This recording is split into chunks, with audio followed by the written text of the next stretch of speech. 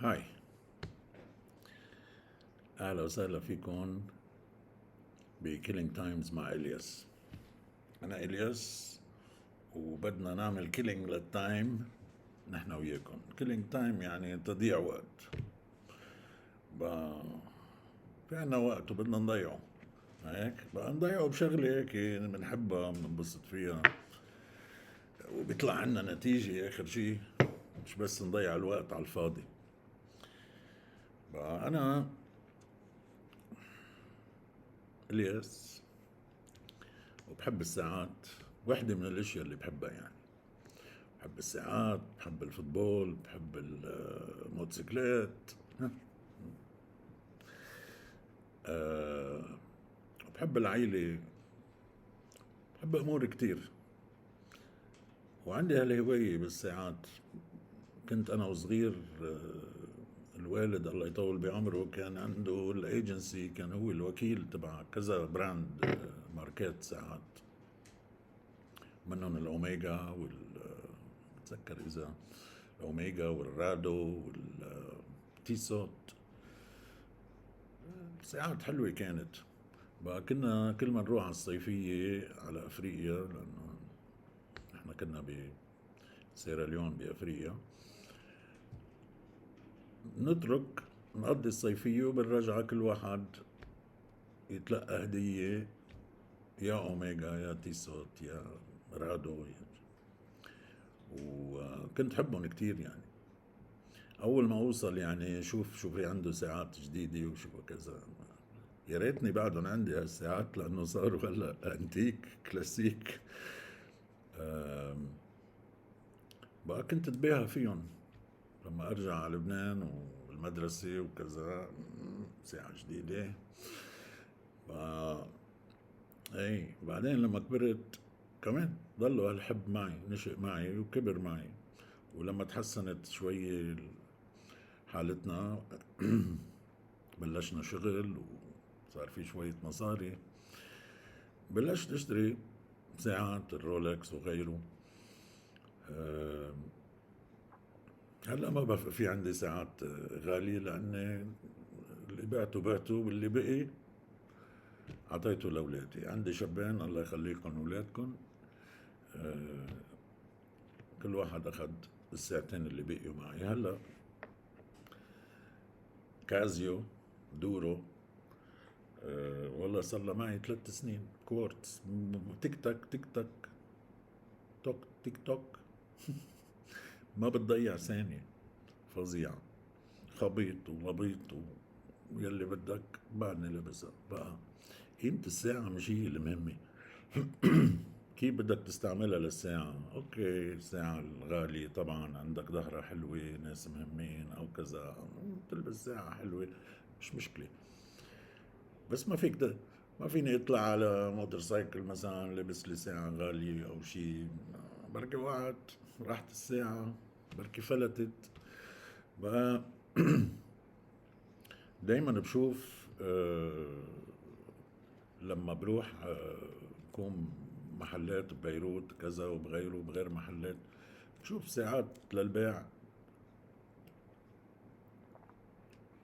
في منهم فيك، منهم اصليات. يعني بتشوف رولكسات وباتيك واي بي وغيره وغيره، كل الماركات شو اسمه كلها فيك، كلها ساعات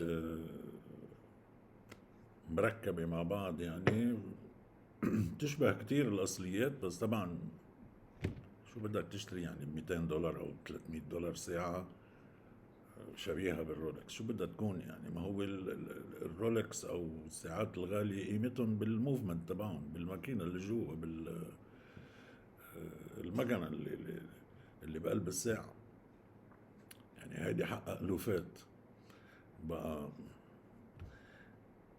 يعني كل شي رخيص برخيص بيركبوا هالساعة وبيبيعوها. بقى اجتني الفكرة انه من وين هالقطع عم تجي، ومن وين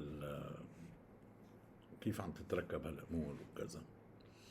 لقيت انه في عدة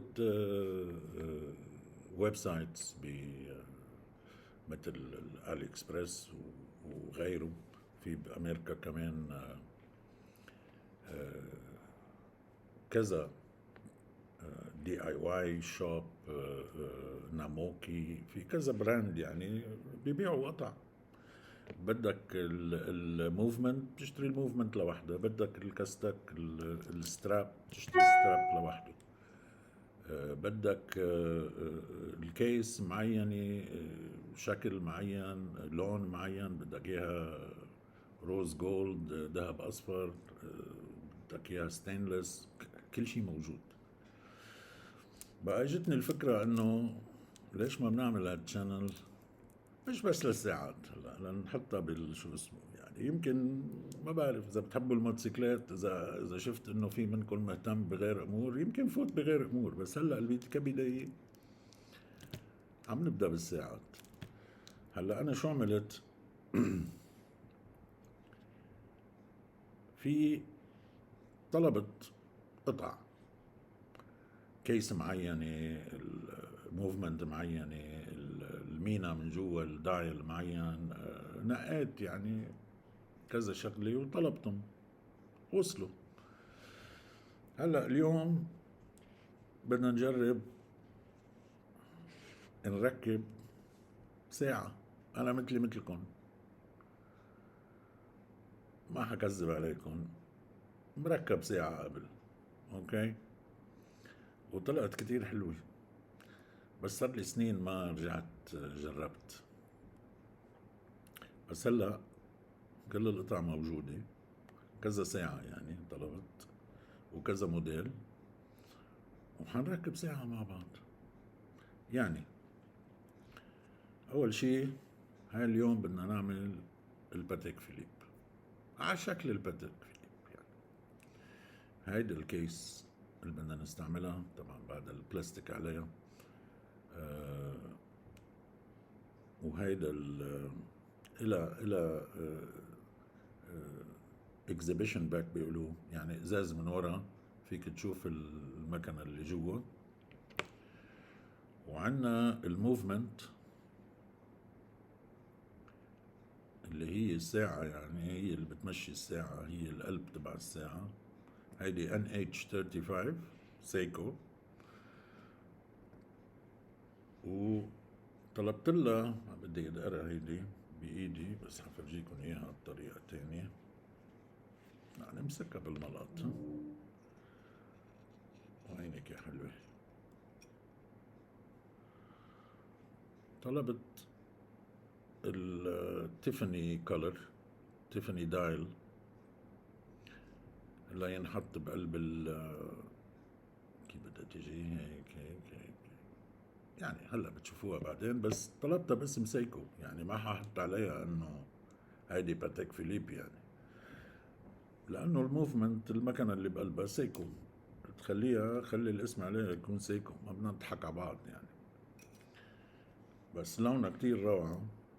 بعدين الباتيك فيليب اللي اجت مع التيفاني انباعت بالمزاد ب6 مليون ونص دولار، يعني ما بدنا نضحك على بعض يعني.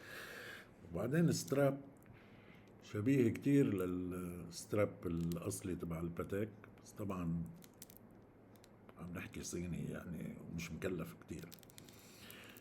وهيدا ستراب، يعني عنا كل شيء. وبعد عنا كمان عقارب الساعة، احنا باللبناني بنقول لهم عقرب، ما بعرف، الهاند بالانجليزي بيقولوا، الايد تبع الساعة، يعني للدقايق، للساعة، للثواني. وبكم غرض هيك بسيط، وشو اسمه، ملقط. طبعا الملقط بلاستيك من قدام مشان ما يجرح شي. هيدول البوش، البريس، هدول كل وحدة إلها قياس معين. هون مبرومة هيك إلها مثل جورة بقلبها، بس مختلفين يعني عن بعض، في شيء أضيق من التاني، وحدة للأكبر مثلا لإيد اللي بتعطي الوقت على الساعة مثلا، وإيد الدقيقة، العقرب الدقيقة تكون أصغر شوي. والثواني، هيدي الثواني كارثة. إن شاء الله تمرق بالسلامة، لأنه بالعادة بتاخد وقت كتير وصعبة. ومثلا هيدي اللي بتنفخ هوا، مشان التنظيف. أهم شيء بهالعملية كلها بدها تكون تنظيف الساعة، لأنه تصور إنه بعد ما نسكر الساعة نطلع نلاقي شوية غبرة بقلبها، بدك ترجع تفكها، يعني ما في مجال، لأنه او سي دي يعني بصير تطلع عليها هيدي طول ما تشوف غيرها. بدنا ننتبه لها. حتى هيدي كمان القلم هيدا شو اسمه، هيدا كله للتنظيف. هيدي بيستعملوها لللينس تبع الكاميرا. الفوتوغرافرز المصورين البروفيشنال بيستعملوها، بينظفوا فيها اللينس تبع الكاميرا. كتير مهمين، ما حقهم شيء يعني، بس انه ما فيك تشتغل هالشغلة بلا ما تكون حريص على وتضلك تنظف. شو بعد عنا هون؟ عنا ست مفكات. هدول كانوا عندي من قبل يعني، مفكات صغيرة ولا كذا، بس ما عم فكفك شيء كتير يعني، ما بعتقد حاستعملهم اليوم. وعنا اللي بنسميهم فينجر كاتس، اللي هن بدل ما البس كفوف كامل يعني على ايدي، لانه الدهن اللي بيكون على ايدينا اذا بدقر المينا مثلا بيعلم البصمة عليها، بيعلم اذا تركت شوية دهن عليها صعب تنظيفها. بقى لنتفادى كل هالامور بنلبس هدول الفينجر كاتس بيقولوا لهم. في ناس بتسميهم غير شيء، بس ما بدنا نفوت بهالقصة هيدي. شو بعد عنا؟ وعنا بسموه روتيكو، اللي هو مثل معجون، مثل المعجون، بس هيدا بينظف. يعني لما الاقي شيء نثرة مش عم بقدر شيلها، بعمل لها هيك يعني مثل تنشال. وبستعملها مرات لألقط عقارب الساعة، لأنه كتير صعب شو اسمه يعني تقريبا هيدا كل شيء. عنا كمان مثل جلو، مثل ثريد لوك. هلا في عربيتي منا 100%، لنكون صريحين مع بعض، يعني مش انه منا 100%، بس الترمينولوجي تبع اجزاء الساعة شو بتتسمى كذا بدكم تعلموني. انا وياكم هلا فيها هيدي نتعلم مع بعض. يعني مثلا هيدي اللي بتعير فيها الساعة، اللي بتشيلها لبرا فوتها لجوا، بتشيلها أول وحدة، بتقلب الديتس، تغير التواريخ، وبعدين تظبط الساعة شو الساعة اليوم، هلا مثلا ساعة كذا، تعير الساعة. هيدي شو اسمها مثلا بالانجليزي؟ الكراون هو هيدا البارت هيدا، وهيدا الحديد اللي راكبه هون هي بسموها ستيم. انا ما بعرف، اذا حدا عنده يعني كمان ساعدوني، لانه مش حتكون ساعة واحدة، حنعمل كذا ساعة. مشان هيك لازم تعملوا سبسكرايب ولايك، شو كمان بعد بيقولوا، وشير، وشو بعرفني هالامور هيدي. بس لا، مهمة انه يكون عندنا سبسكرايبرز. طبعا بتساعد الشانل يعني، ما بدها كلمتين. شو بعد عنا؟ وهي هي في بيكون مرات بقلب اليوم معنا في عنا هيدي اللي هي اللوبريكنت. اذا عنا مثلا شي جاسكت ولا شي هيك شو بيقولوا لهم اورينج ولا شي، بنحط هون وبنعمل لها هيك، بتكون شوية رطبت الكاوتشوكي الربر مشان الووتر بروفينج وهالامور هيدي. بقى كلهم هيدول ما بيكلفوا شيء ابدا. عندي وحدة هيدي كمان اللي بتاخد مقاسات يعني. هيدي وقت اللي يجي وقت انه بدنا نحط الستام الحديد اللي هيدي اللي حكينا عنها هلا، الحديدة. مرات بيجوا طوال كتير وتضلها ما فيك تسكر الساعة، ما فيك تسكر الكراون على الساعة، بضل في مسافة. بدنا نقصها بس قبل هيك بدنا ناخد القياسات المضبوطة وبعدين نقصها.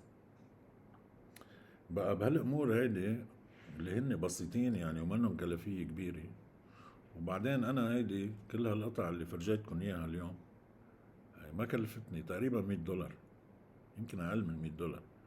بس على كل الحوال ححط اللينكس بالانفورميشن، حتى التولز يعني، واذا اجى عبالك او عبالك او عبالكم تركبوا ساعة هيك على القليلة يكون عندكم كل شيء كمان بدائي عم نحكي. ان شاء الله اذا تطور الشانل وكذا بنجيب عدة مثل خلق بتريحنا بنركب الساعة بسرعة اكتر وهالامور هيدي.